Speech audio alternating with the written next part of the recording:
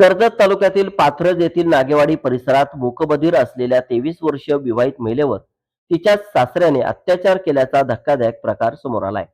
या प्रकरणी पीडितेने दिलेल्या तक्रारीवरून नेरळ पोलीस ठाण्यात 50 वर्षीय सासऱ्याविरोधात गुन्हा दाखल करण्यात आलाय. या घटनेमुळे परिसरात खळबळ उडाली आहे. पोलिसांनी दिलेल्या माहितीनुसार 3 ऑगस्ट रोजी दुपारी सुमारे 1:30 वाजण्याच्या सुमारास नेरळ परिसरात हा प्रकार घडल्याचे तक्रारीत नमूद करण्यात आलाय. पीडित महिला मूकबधीर असल्याने तिच्या या परिस्थितीचा गैरफायदा घेतल्याचा आरोपही करण्यात आलाय. पीडितेला तिच्या माहेरी सोडण्यासाठी सासरा कारमधून घेऊन नेरळ येथे आला होता.